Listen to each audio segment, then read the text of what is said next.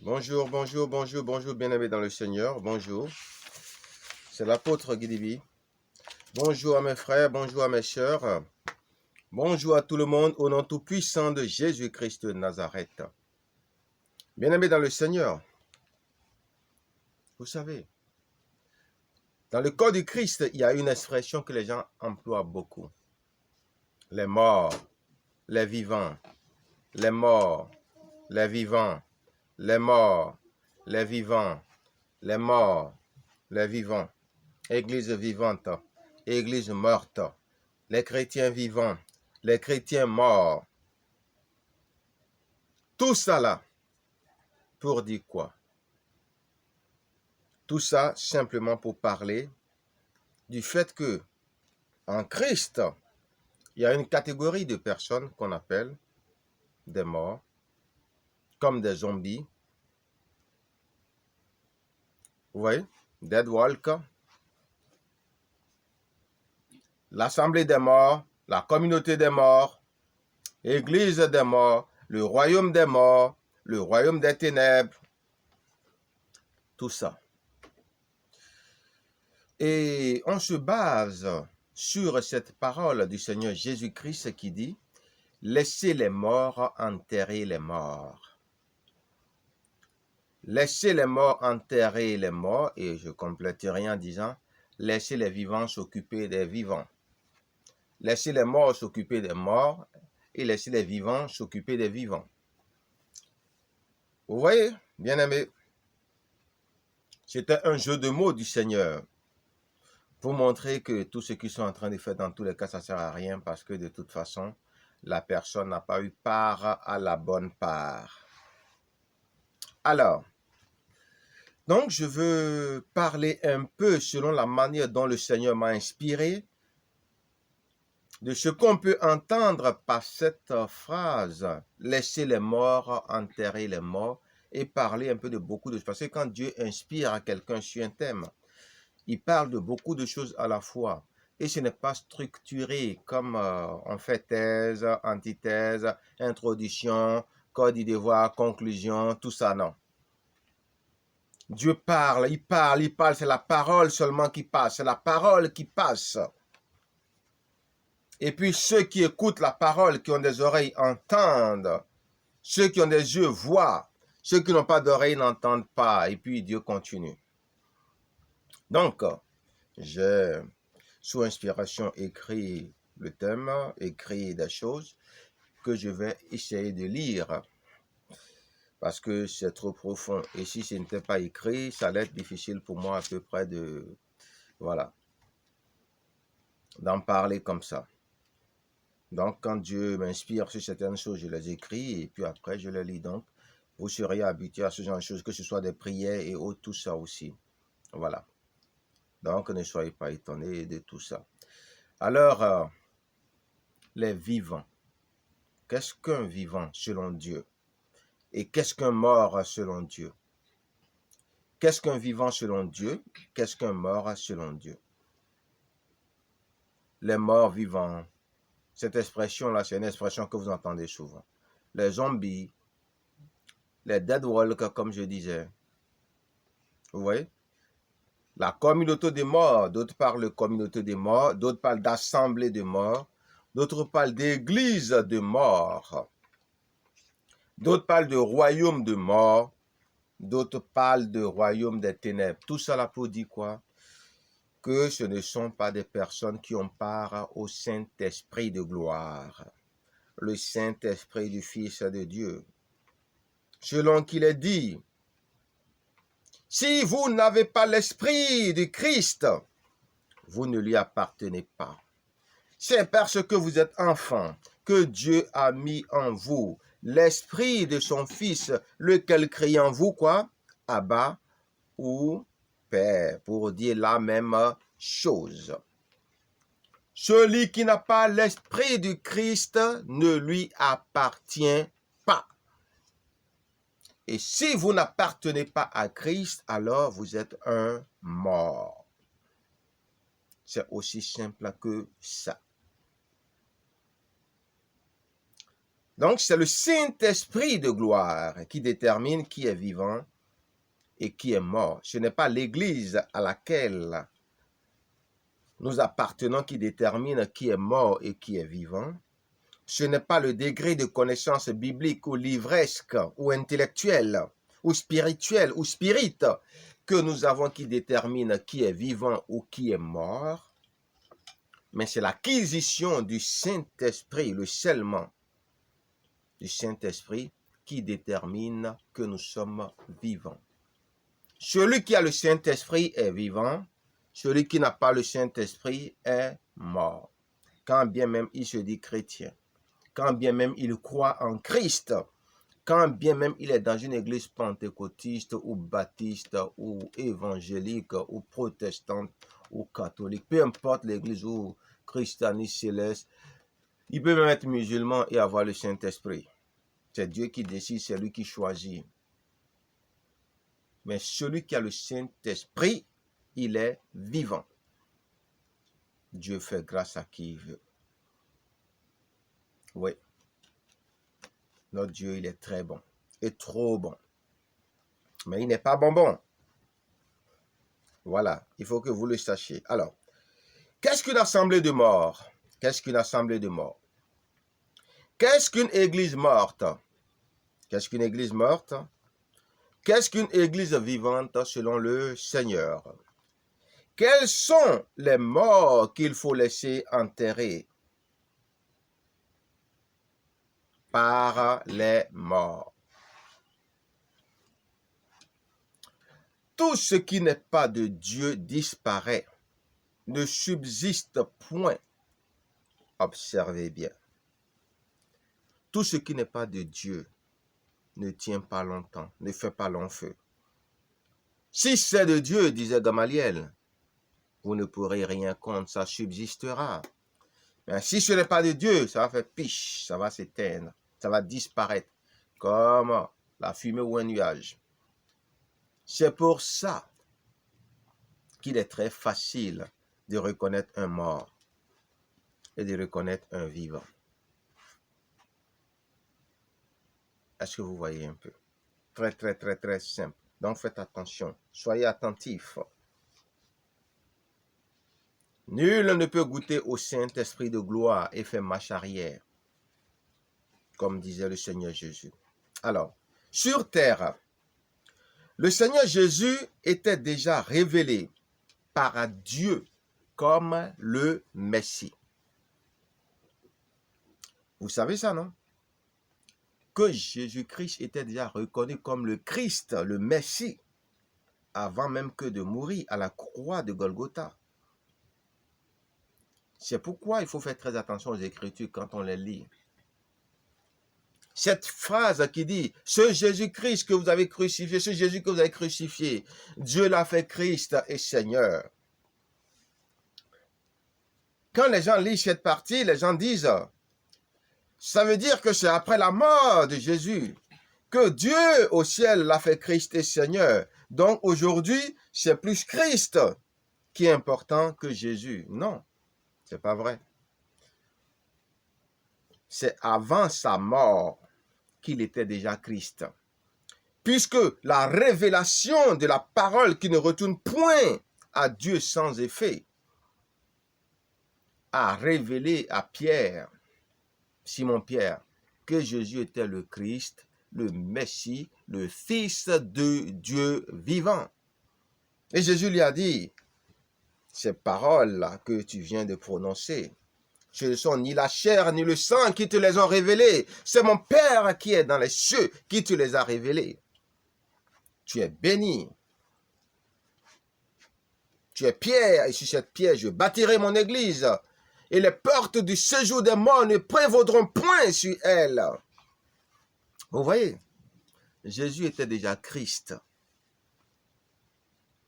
Il s'appelait déjà Jésus-Christ de Nazareth avant même de mourir. C'est pourquoi il a dit, avant qu'Abraham fût, je suis, avant de mourir aussi. Est-ce que vous voyez un peu? Le mystère de sa mort Ça, c'est pour que nous ayons domination sur Satan. Selon qu'on dit, Dieu est devenu homme afin que nous devenions Dieu, afin que l'homme devienne Dieu. Vous voyez, bien aimé.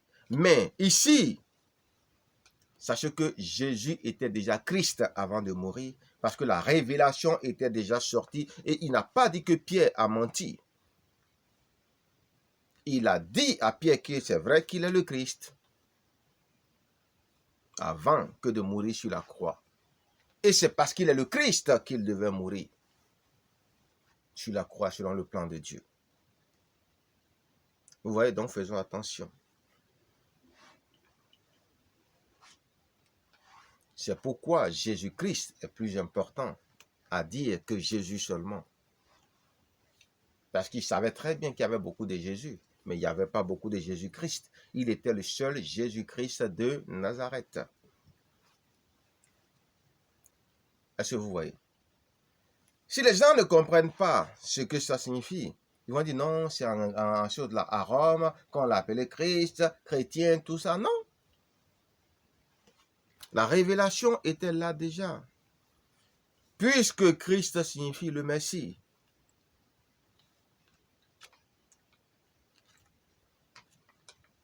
Est-ce que vous voyez un peu? D'où Yeshua Hamashiach, pour dire Jésus-Christ de Nazareth. Alors, bien aimé, c'est très important de comprendre tout ça. C'est donc juste et bon d'appeler Jésus, le Seigneur Jésus-Christ de Nazareth. Pierre a déjà reçu cette révélation divine de la personnalité spirituelle du Seigneur Jésus. Dieu le Père éternel a révélé à Simon-Pierre que Jésus est le Christ, le Fils du Dieu vivant. Vous voyez? Donc, vivant ou mort, Jésus était toujours le Messie. Ce que Dieu dit que nous sommes, c'est ce que nous sommes. Peu importe qu'on manifeste ça ou pas.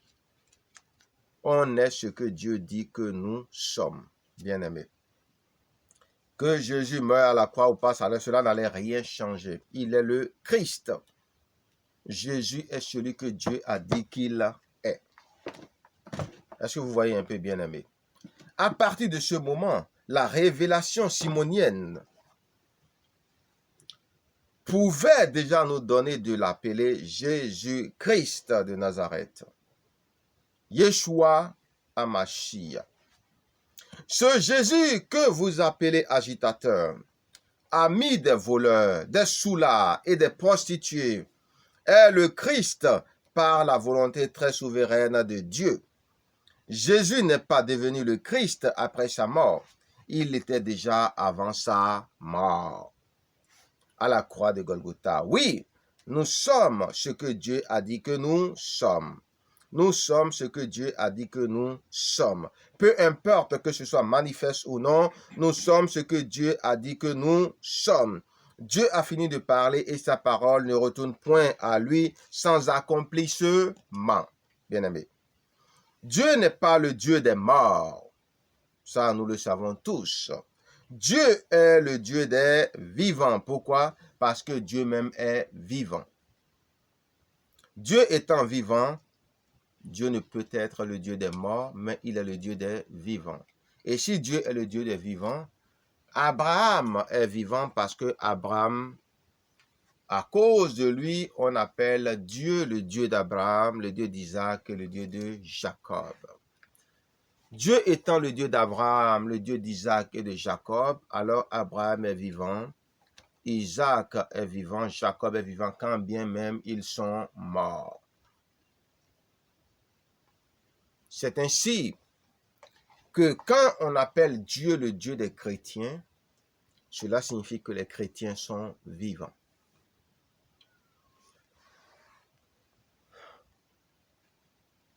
Dieu de quelque chose signifie que cette chose-là est vivante. Dieu d'une personne, ça veut dire que cette personne est vivante. Dieu de Gidibi, ça veut dire que Gidibi est vivant. Est-ce que vous voyez un peu? Si Dieu est le Dieu des chrétiens, alors les chrétiens sont vivants. Maintenant, qu'est-ce qu'un chrétien? celui qui a le Saint-Esprit. La vraie définition d'un chrétien, c'est celui-là qui a le Saint-Esprit. Et par extension, tous ceux qui croient en Jésus-Christ. Parce que Jésus a aussi dit que ceux qui croient en lui, quand bien même ils seraient morts, ils vivraient. D'où, c'est encore tout un autre débat. Le simple fait de croire que vous avez le Saint-Esprit ou pas, votre salut est garanti. Tant que vous ne renoncez pas à votre foi en Jésus-Christ. Mais est-ce que ça fait de vous des chrétiens vivants? Chrétiens vivants pour montrer qu'il y a cette catégorie-là de chrétiens aussi, par extension. Sinon, ceux qui sont réellement appelés chrétiens, c'est ceux qui ont le Saint-Esprit. C'est pourquoi, quand vous croyez en Christ, faites des pieds et des mains, suppliez Dieu, faites de l'Éternel vos délices, lisez la Bible, lisez les Écritures, aspirez à la connaissance, adorez Dieu, louez Dieu, glorifiez Dieu, priez sans cesse, gardez la foi, persévérez pour recevoir et demander le Saint-Esprit. Matthieu 7,7. Demandez et l'on vous donnera. Demandez sincèrement. Demandez avec des cris de cœur et Dieu vous donnera. Même si les méchants ne vous donnent pas, Dieu, lui, va vous donner. C'est lui qui a dit ça. Est-ce que vous voyez, bien aimé? Donc, c'est important que nous sachions cela. Donc, Dieu est le Dieu des vivants. Alors, tout ce dont Dieu, le Créateur, le Tout-Puissant, le Dieu vivant, est le Dieu son vivant, peu importe ce que les gens disent. Et ce que les gens disent n'est pas important. C'est votre relation personnelle avec Dieu qui compte et c'est ce que Dieu vous a dit qui est important. Si Dieu dit que vous êtes ses enfants, les enfants de Dieu sont vivants parce qu'un enfant de Dieu ne peut pas être mort. Si Dieu est vivant, un enfant de Dieu est vivant. Alors que Paul dit que c'est parce que vous êtes enfant que Dieu vous a scellé du Saint-Esprit de son Fils. Donc, tous ceux qui ont le Saint-Esprit sont enfants de Dieu. Puisque vous êtes enfants de Dieu et que Dieu est vivant, alors vous aussi, vous êtes vivants, enfants de Dieu. Est-ce que vous voyez? Si on dit Dieu des chrétiens, et que vous êtes chrétien, et que vous avez la certitude que vous remplissez toutes les conditions pour vous faire appeler chrétien, alors vous êtes aussi vivant, peu importe ce qu'on vous dit. Et ça, ce n'est pas une affaire de dénomination. Je vais venir sur un sujet très important, vous allez voir. Donc, quiconque se revendique du Seigneur Jésus-Christ est vivant en principe ou par définition. Est-ce pour autant simple que ça en vérité? Tous ceux qui ont le Saint-Esprit sont vivants parce que le Saint-Esprit est vivant, mouvant, actif, virulent. Au commencement, l'Esprit de Dieu mouvait, bougeait au-dessus des eaux. Le Saint-Esprit n'est pas timide. C'est parce que vous êtes enfants de Dieu que Dieu a mis en vous l'Esprit de son Fils, lequel crie en vous Abba et Père. Et ça, vous êtes au courant déjà de ça. Donc, Saint-Esprit, là, assurez-vous que vous l'avez. C'est, en tant que chrétien, là, c'est tout ce qui est vraiment important dedans. Faites tout possible pour vous assurer que vous avez le Saint-Esprit de gloire. Et que vous l'entendez crier en vous, Abba. Que vous l'entendez crier en vous, Père. Vous voyez? Quiconque n'a pas l'Esprit du Christ ne lui appartient pas en vérité. Les Écritures sont claires à ce sujet. Je vous rappelle que Dieu a validé toutes les paroles de Paul, son serviteur. Tous les écrits de l'apôtre Paul sont paroles de Dieu par définition. Moi-même qui vous parle, Dieu m'a interdit d'enlever une seule virgule des écrits de Paul. Et je le répète parce que c'est très important. Je veux vous dire par là que Dieu m'a interdit de contester les écrits de Paul. Quiconque s'attaque à Paul s'attaque à la parole de Dieu, en vérité. Est-ce que vous voyez un peu? La grande difficulté dans les écrits excellents de l'apôtre Paul, c'est la traduction, l'interprétation. Souvenez-vous que le Seigneur Jésus-Christ a déjà révélé le sempiternel et épineux problème de l'interprétation des saintes écritures judéo-chrétiennes. L'apôtre Paul lui-même nous a dit que ces révélations sont excellentes. Comment peut-on interpréter quelque chose qui est excellent sans l'aide du Saint-Esprit?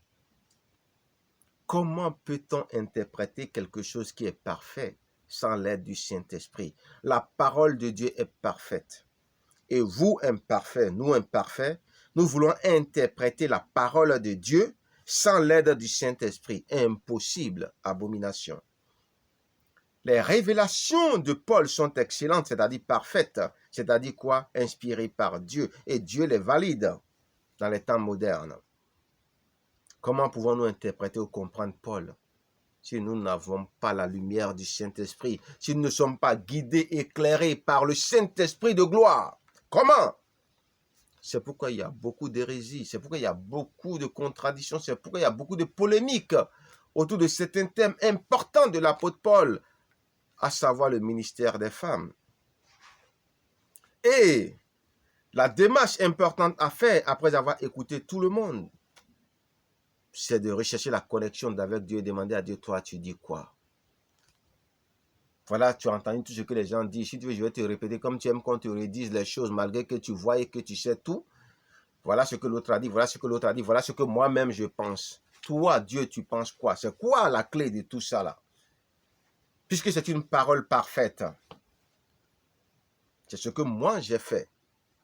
Et Dieu m'a clairement révélé que Paul voulait simplement dire que lui, Paul, il ne pouvait pas dire autre chose que ce que Dieu avait déjà dit, parce que cette loi, je ne permets pas à la femme de prêcher, d'enseigner, était une injonction de Dieu lui-même. Et maintenant, pourquoi?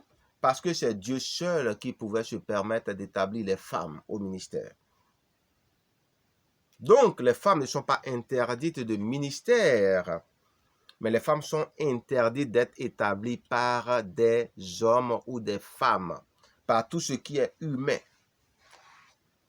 C'est Dieu, le divin seul, qui est capable de déceler la sagesse en la femme pour établir une femme afin qu'elle puisse réussir sa vie dans le ministère ou dans le service. C'est seulement ce que Dieu voulait dire et c'est ce qu'il m'a révélé. Et pour moi, c'était convaincant. Parce que quand vous lisez bien certains autres livres, il y a des traces dedans. Est-ce que vous voyez? Mais voilà, il y a des livres qui ont été mis à part un peu pour les personnes plus éclairées.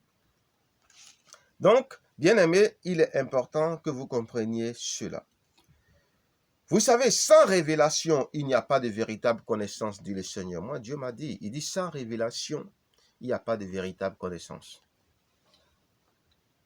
C'est pourquoi il y a beaucoup de personnes qui lisent la Bible, qui disent beaucoup de choses, qui croient dur comme fer, mais qui en vérité se trompent sur toute la ligne. Parce qu'elles n'ont pas le réflexe d'interroger Dieu lui-même et de lui demander, mais c'est comment? Moi, j'ai la grâce de pouvoir le faire et de pouvoir avoir des réponses tantôt d'une manière, tantôt d'une autre. Parce que quand je sais que quelque chose est délicat, je sais que le point de vue de Dieu est important. L'arbitrage de Dieu lui-même est important. Si je ne veux pas pencher pour un côté, ce qui n'est pas totalement la vérité, et commencer par raconter n'importe quoi. Vous voyez? Dieu me fait grâce. Et je lui rends grâce au nom de Jésus-Christ de Nazareth. Alors, donc, vous voyez? Seul Dieu peut vous renseigner sur un thème biblique qui est objet ou sujet de controverse. Seul Jésus-Christ peut vous aider à comprendre par le biais de son Saint-Esprit une parole biblique polémique ou qui fait polémique. Le constat de la polémique ou de la controverse est la preuve que le sujet est délicat. Pas aussi évident que ça à comprendre, peu importe notre degré de zèle ou d'intelligence spirituelle. au spirit. Faisons comme l'eunuque éthiopien, à qui Philippe demandait, « Mon ami, comprends-tu ce que tu lis ?» Et à l'eunuque qui répondait, je paraphrase tout ça bien sûr, « Comment le pourrais-je si on ne me l'explique pas ?» Vous avez vu, soyons prudents et humbles devant les paroles de Dieu qui sont comme des couteaux suisses à plusieurs tranchants. La parole de Dieu n'est-elle pas comme une épée à double tranchant, divisant moelle et jointure? En vérité, la parole de Dieu est plus qu'une épée à 1000 tranchants, pénétrant moelle, pénétrant jusqu'à la moelle, divisant moelle et jointure. Alors, bien-aimés, le seul moyen d'éviter de se ridiculiser ou de rester buté, obstiné dans sa position qui n'est pas forcément la vérité et d'emmerder son monde et de commencer par maudire ses frères en Christ, pas pour la gloire de Dieu certainement, mais pour la gloire de l'ennemi de Dieu, il est plus sage de chercher à se connecter avec le Saint-Esprit, de tout faire pour l'avoir, pour se connecter avec lui, et vraiment de le chérir, de l'entretenir sérieusement et de l'interroger à chaque fois qu'il y a des choses qui ne sont pas claires. C'est le seul moyen d'être en paix. Et autre chose, bien-aimé, le témoignage de Dieu en lui seul, à lui seul, est vrai. Mais quand il s'agit du témoignage d'une personne, il faut au moins la déposition de 2 ou 3 personnes. Vous voyez, c'est biblique. C'est pourquoi il faut chercher à interroger Dieu. Ça n'empêche qu'il est important de régulièrement passer au service de délivrance pour s'assurer qu'on n'a pas un petit démon qui est caché quelque part qui nous emmerde en se faisant passer pour Dieu. C'est très important. Est-ce que vous voyez? Alors, bien-aimés, la parole de Dieu est bonne. La parole de Dieu est difficile à interpréter. Et c'est pourquoi aucune écriture, aucune prophétie ne doit faire l'objet d'une interprétation quelconque. Est-ce que vous voyez un peu?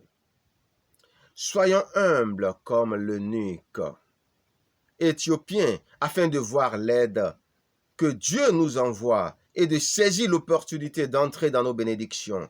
L'orgueil permet de croire à tort qu'on a toujours raison. L'orgueil permet de croire à tort que l'on sait tout. Ce n'est pas parce que nos approches sont recommandables qu'on a forcément raison sur tout. Personne n'est à l'abri des problèmes d'interprétation. C'est l'ouverture, la flexibilité, l'humilité qui nous donnent de toujours bien apprendre des autres, peu importe ce que l'on leur reproche. C'est la vérité qui est importante, pas la personne des gens. On ne peut pas être d'accord sur tout, reconnaît le Seigneur. C'est pour l'une de ces raisons que le Seigneur demande de laisser faire ceux qui ne font pas les choses comme nous, mais qui confessent le Seigneur Jésus-Christ de Nazareth. Est-ce que vous comprenez? C'est pour l'une de ces raisons que le Seigneur demande de laisser faire ceux qui ne font pas les choses comme nous, mais qui confessent le Seigneur Jésus-Christ de Nazareth comme nous.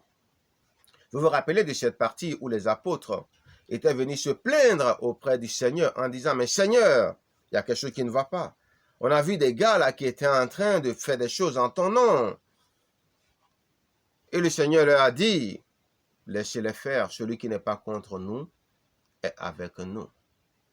Qui n'est pas contre nous est pour nous. » D'une certaine façon. J'aime beaucoup paraphraser pour faire simple. Alors vous voyez, là c'est important. C'est très très très très important cette partie-là. On ne peut pas être d'accord sur tout, même des jumeaux ils ne sont pas d'accord sur tout. L'expérience a montré que tous les enfants de Dieu, vous allez mettre 10 enfants de Dieu dans la même maison, vous allez leur mettre tous la Bible entre les mains. À la fin, ils ne vous donneront jamais la même conclusion et la même interprétation. Mais il y aura beaucoup de points sur lesquels ils seront tous d'accord. Mais il y aura des points de divergence. Mais est-ce que c'est parce qu'il y a ces divergences-là qui ne sont pas tous pour Christ, qui ne font pas partie de la majorité céleste? Donc Christ est le major de la majorité. Bien-aimés dans le Seigneur, faisons attention. Faisons très attention. Faisons très attention. Faisons très attention. Bien-aimés dans le Seigneur. Faisons attention. Est-ce que vous voyez? Faisons attention. C'est très important. Il ne faut pas que nous créions des divisions sous prétexte que nous n'avons pas parfaitement les mêmes interprétations de la parole. Moi, je me rappelle que j'ai demandé au Seigneur, Seigneur, puisque c'est toi qui m'as enseigné personnellement, et c'est une vérité, Dieu continue par enseigner, c'est bien écrit, ils seront enseignés de Dieu. Le problème, c'est que ce n'est pas donné à tout le monde, parce que c'est Dieu qui voit de quelle façon tu dois être enseigné. Est-ce que tu dois être enseigné par le biais de quelqu'un d'autre? Est-ce que tu dois être enseigné un peu par quelqu'un d'autre et un peu par lui? Est-ce que tu dois être entièrement enseigné par lui? C'est lui qui choisit, c'est lui qui décide, qui prend en compte des données que nous ne maîtrisons pas et qui choisit. Est-ce que vous voyez? Et c'est ce qui fait justement que beaucoup qui n'ont pas vécu cette expérience-là, qui savent que c'est une expérience rare, traitent souvent ces personnes-là qui disent que Dieu les a enseignés d'hypocrites. Parce que eux, au moins, ils ont un père spirituel. Ils ont l'honneur et l'honnêteté de reconnaître qu'ils ont des pères spirituels. Et nous, c'est parce que par malhonnêteté, on ne veut pas reconnaître qu'on ne veut pas reconnaître nos pères spirituels. Comme si ça faisait tâche sur nous, qu'on disait que c'est Dieu qui nous a enseigné. Non. Ce que Dieu a commencé, il le termine. Et Dieu nous a dit, le monde spirituel est trop vaste. Il y a beaucoup de choses qu'on ne peut pas savoir. On ne peut pas tout savoir. On saura ce que la grâce de Dieu nous permet de savoir. C'est pourquoi il faut être humble, bien-aimé dans le Seigneur. Il faut être humble, mais c'est une vérité. Alors j'ai demandé à Dieu, mais je fais quoi avec ceux avec qui je ne suis pas d'accord? Il dit, celui qui n'est pas contre nous est avec nous. Et il m'a montré qu'en réalité, la référence c'est lui. Tu es chrétien, je suis chrétien, on est frères, qu'on s'entende pas sur certaines interprétations de la Bible, c'est pas grave. C'est la façon dont nous vivons notre vie chrétienne qui va être impactée. Mais nous avons un Christ en commun et l'amour doit tout couvrir. L'amour doit couvrir nos divergences. Mais beaucoup de chrétiens n'ont pas compris cette vérité. Et c'est pourquoi dans le corps de Christ, nous sommes trop divisés. Trop de haine, trop de rancœur, trop de problèmes à gauche, à droite. Chacun dit que c'est lui qui est la référence. Chacun dit que c'est lui qui connaît tout. Chacun dit que c'est lui qui est la science infuse. Vous voyez? Mais je concède qu'il y a des malhonnêtes, effectivement, qui ont été enseignés par des gens et qui disent que Dieu les a enseignés parce que Dieu leur a donné une ou deux révélations. Ils pensent que c'est ça l'enseignement. Non. Maintenant, que les gens croient ou les gens ne croient pas, ce n'est pas important. Parce que chacun a son champ et chacun laboure son champ. Et Dieu fait semer, Dieu fait pousser. Vous voyez? Parce qu'à la fin, Dieu va nous demander des comptes. Mais ça n'empêche qu'on doit dire la vérité. Même si c'est extraordinaire. Dieu n'est-il pas le Dieu des choses extraordinaires? Quelle est cette chose-là qui est impossible aux yeux de Dieu? Bien-aimés, faisons attention. Bien-aimés, faisons attention. Bien-aimés, faisons attention au nom de Jésus-Christ. Voilà. Donc, personne n'est à l'abri des problèmes d'interprétation. C'est l'ouverture, la flexibilité et l'humilité qui nous donnent de toujours bien apprendre des autres, peu importe ce que l'on leur reproche. Et oui, bien-aimés, c'est la vérité. C'est pour l'une de ces raisons que le Seigneur demande de laisser faire ceux qui ne font pas les choses comme nous, mais qui confessent le Seigneur Jésus-Christ de Nazareth. Quiconque n'est pas contre le Christ ne peut pas être contre nous en vérité, puisque nous sommes aussi pour le Christ. Les faits, par contre, disent le contraire, bien-aimés. Les faits disent le contraire.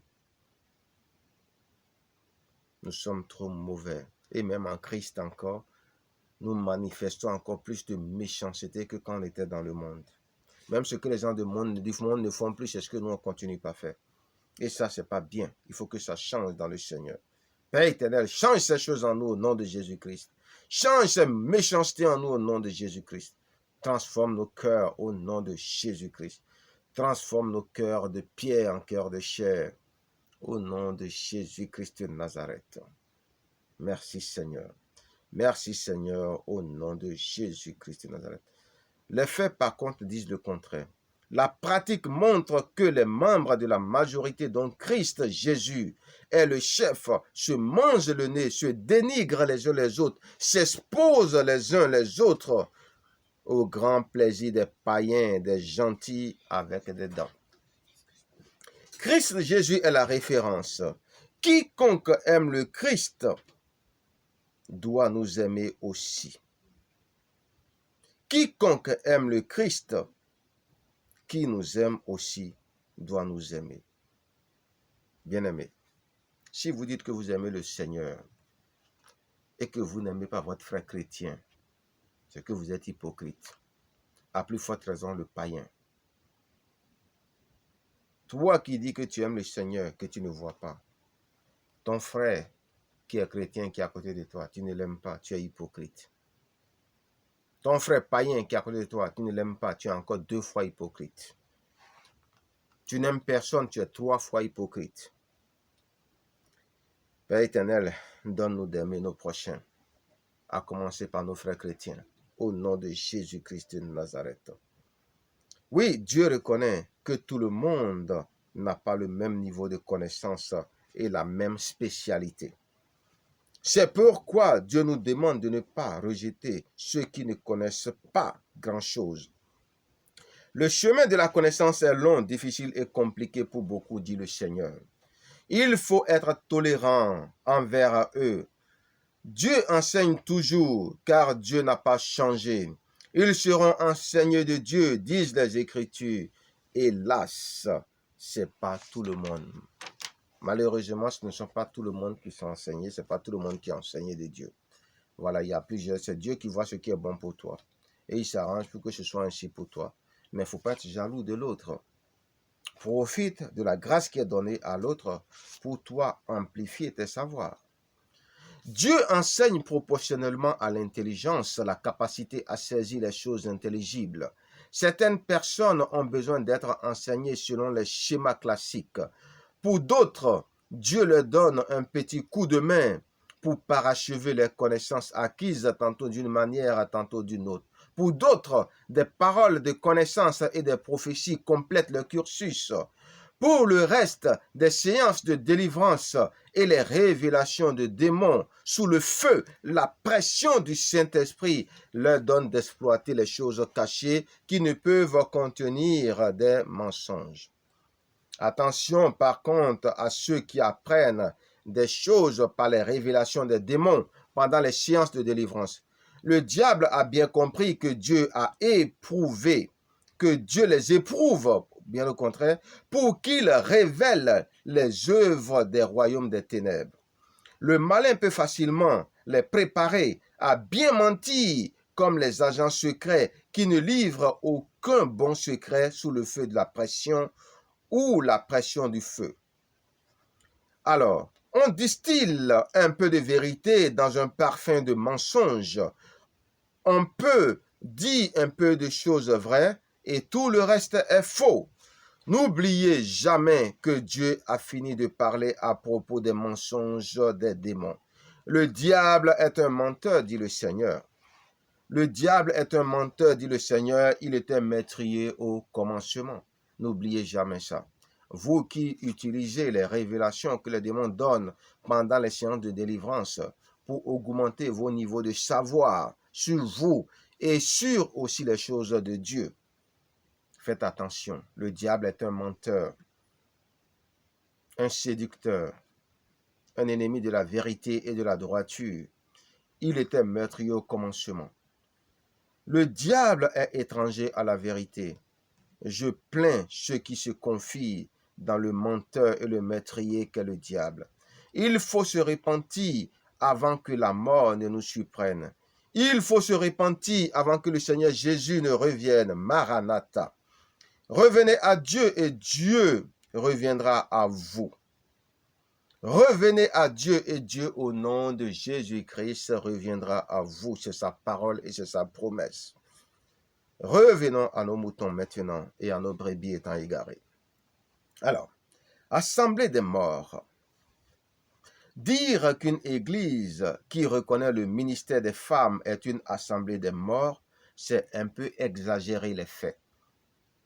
Dire qu'une église qui reconnaît le ministère des morts est une assemblée de morts, c'est un peu exagérer les faits, les choses, je dirais. Le plus important, c'est de savoir ce qu'on entend par un homme mort et un homme vivant. Une personne morte et une personne vivante, selon le Seigneur. Si ton Dieu est mort, alors tu es mort aussi. Si ton Dieu que tu confesses, que tu adores est vivant, alors tu es vivant toi aussi. C'est aussi simple que ça. Nul n'est parfait. Nous sommes tous des transgresseurs de la loi et de la parole de Dieu, sans exception. Dieu a jugé le monde et nous a trouvés coupables. Nous sommes justifiés par grâce indépendamment de nos œuvres, sanctifiés par grâce indépendamment de nos œuvres. Bien-aimés dans le Seigneur. Mon juste vivra par la foi, dit le Seigneur, et non par ses œuvres. Si ce n'est pas vos œuvres, vous avez des mérites. Si ce n'est pas vos œuvres, vous n'avez aucun mérite. Le juste de l'Éternel, le vivant de l'Éternel, vit par sa foi dans le Dieu au nom de Jésus-Christ, dans le Christ Jésus. Nul ne sera sauvé par ses œuvres. Seule la foi en Christ Jésus nous justifie et nous vivifie à la gloire de Dieu notre Père. La sanctification des saints, des parfaits, est un don de Dieu. Nul ne peut suffisamment se sanctifier sans l'aide du Saint-Esprit, bien-aimé. Si Jésus-Christ est ton Seigneur, alors tu es vivant ou vivante. Puisque Jésus-Christ est vivant, élémentaire. Avant qu'Abraham fût, je suis.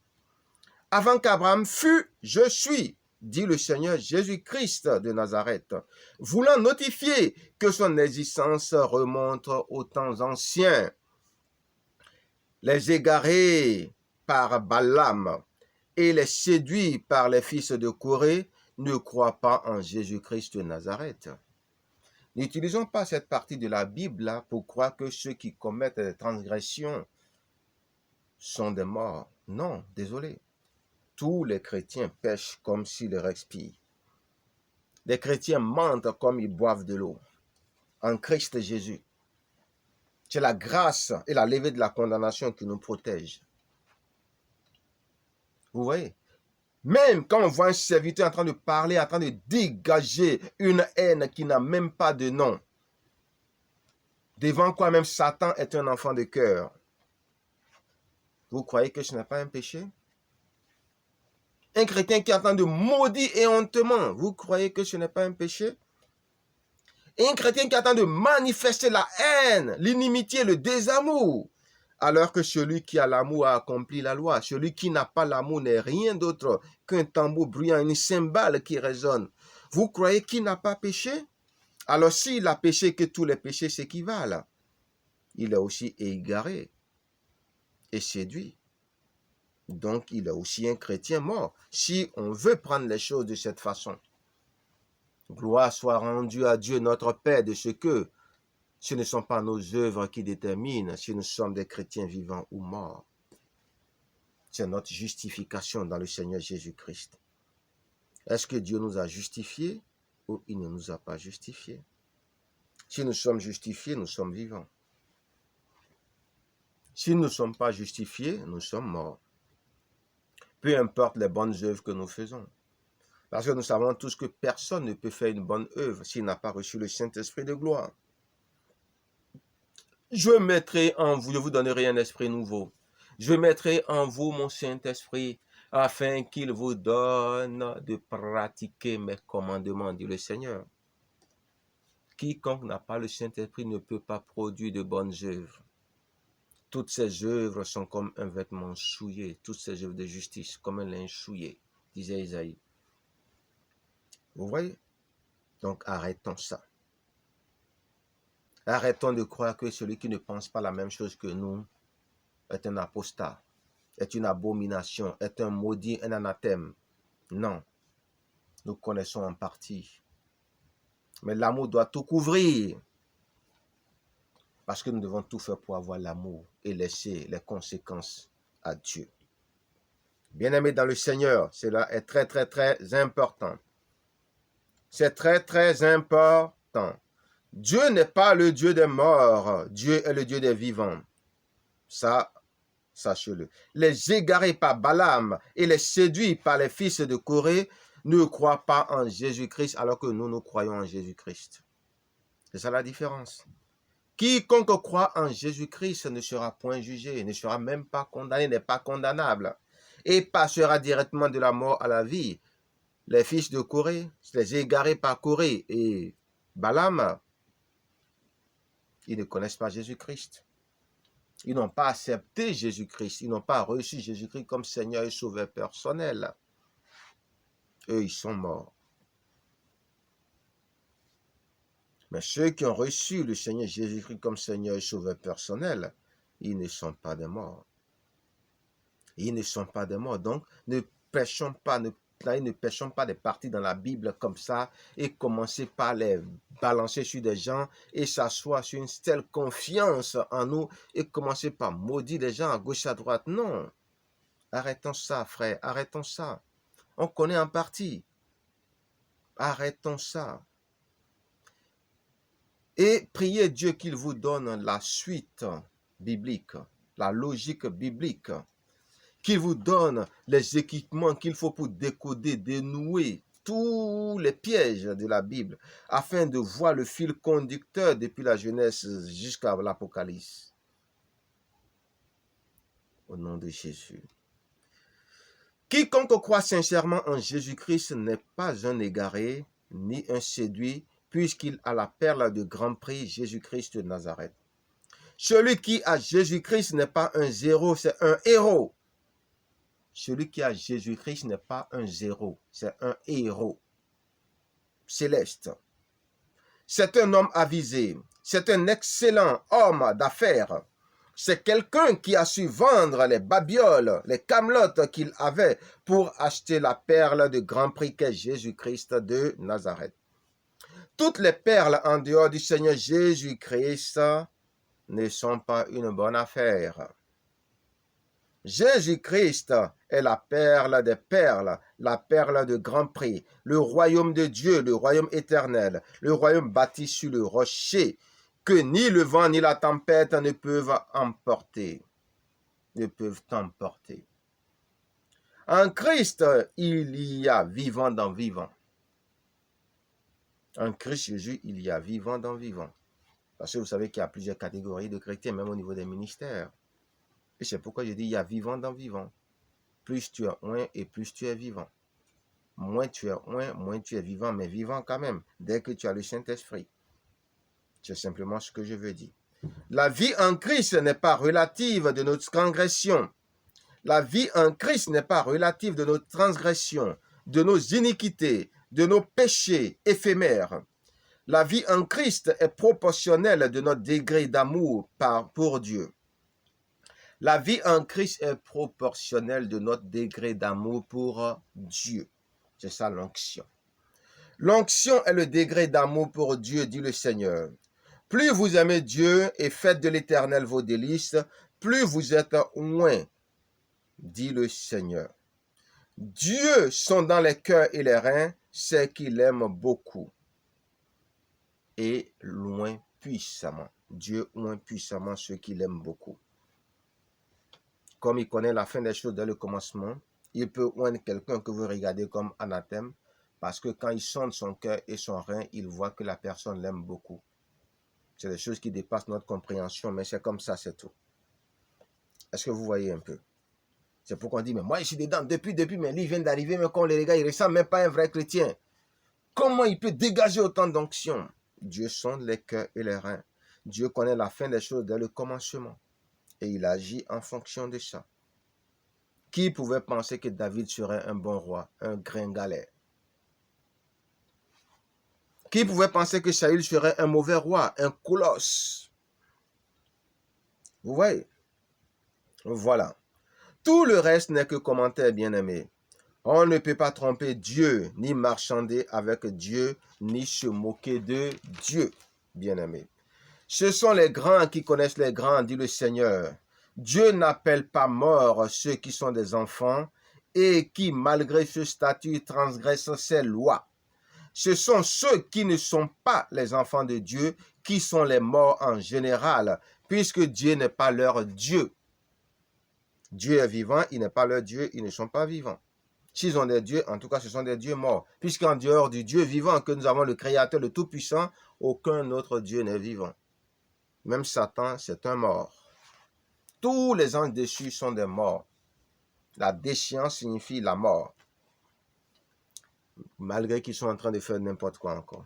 Si Dieu se reconnaît comme ton Dieu, qu'on dise que tu es un mort ou pas, ça ne change rien à la parole de Dieu qui s'accomplit toujours. Ne prêtez pas attention à ses frères et sœurs qui accusent comme le séducteur sans faire l'effort d'éprouver les allégations de la Genèse à l'Apocalypse.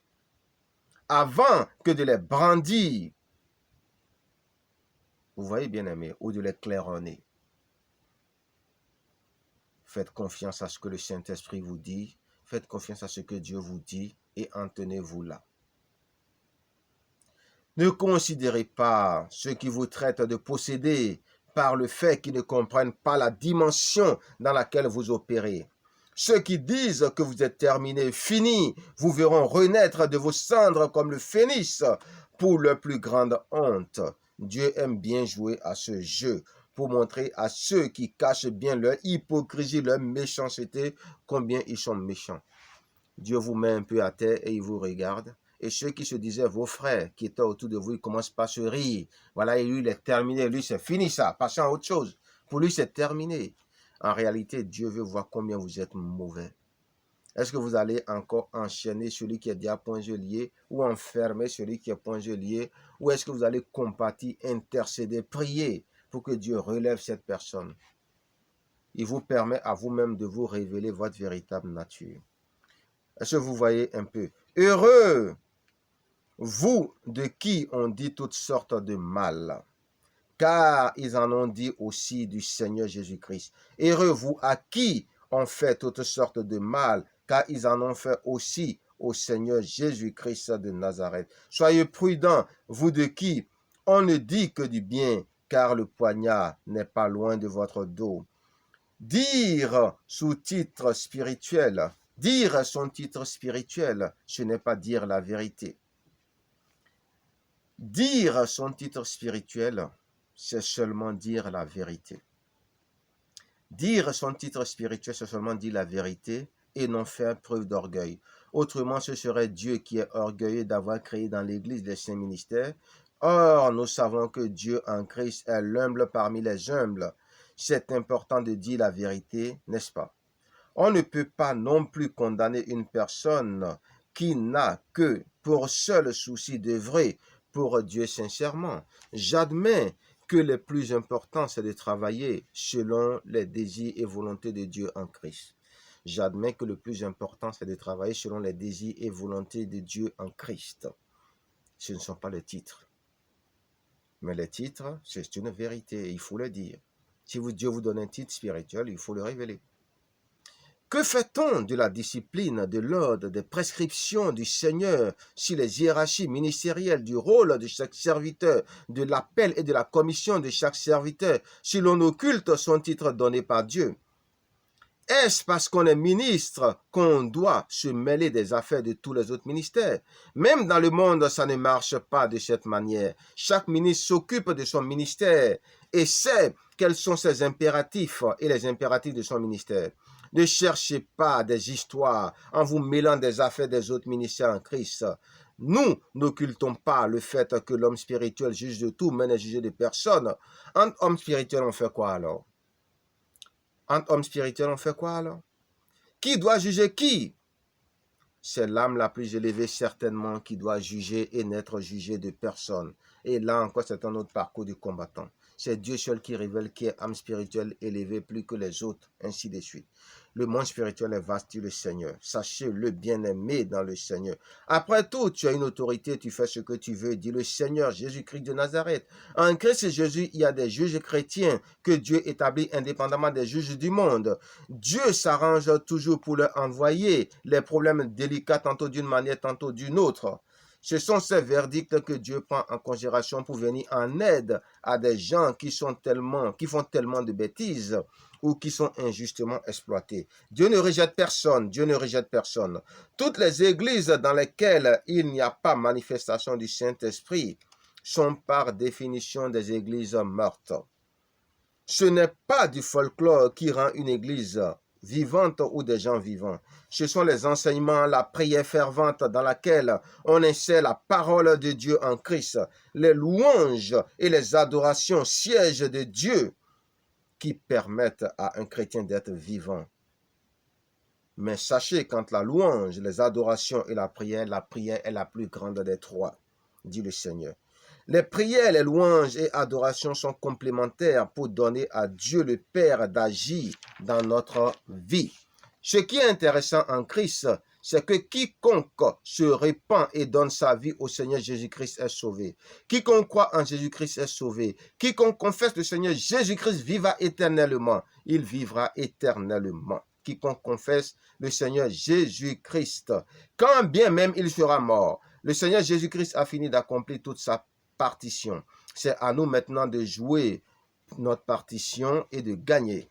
C'est à nous d'accomplir la partition de notre salut. Jésus-Christ a accepté et pardonné la multitude, l'humanité. C'est maintenant aux hommes qu'il appartient de simplement l'accepter pour avoir la vie en abondance, la vie éternelle. Quiconque a Jésus-Christ dans sa vie est vivant à jamais. Tous les chrétiens véritables sont vivants. C'est le Saint-Esprit qui vivifie, met sous tension, éveille, réveille, électrifie, donne la vie du Christ, le rocher, le salut du monde, le sauveur des âmes. Le péché ne tue pas un enfant de Dieu. Le péché refroidit les relations entre Dieu et ses enfants qui sont scellés de son Saint-Esprit de gloire. Le chrétien n'est pas jugeable. Quiconque croit en Jésus-Christ ne sera point jugé. Cette personne passera directement de la mort à la vie, dit le Seigneur. Les morts, ce sont les ennemis de la droiture et de la vérité.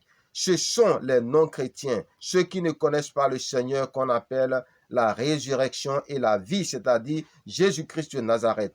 Les divergences au niveau des interprétations des Saintes Écritures judéo-chrétiennes ne font pas de nous des morts vivants, ou le collectif des morts, l'assemblée des morts, la communauté des morts, des zombies, des dead walkers. Le sempiternel problème d'interprétation des Saintes Écritures existait avant même que Jésus ne vienne sur terre. Bien-aimés, sachez que être vivant, c'est avoir le Saint-Esprit. Être vivant, c'est croire en Jésus-Christ comme fait. Être vivant, c'est faire de l'éternel ses délices. Être vivant, c'est garder la foi, persévérer dans la foi, prier, jeûner, chercher les écrits, c'est-à-dire l'interprétation, la bonne interprétation des Écritures, accepter les enseignements bibliques. Vous voyez? Et puis toujours rechercher le Saint-Esprit, demander à Dieu de se manifester, de se glorifier à travers nous et rester dans cette foi, peu importe ce qui se passe, peu importe les tribulations, peu importe les attaques, peu importe les insultes, peu importe tout, gardez la foi. Je vous aime. Ciao, ciao. Merci, c'était l'apôtre Guy Dibi.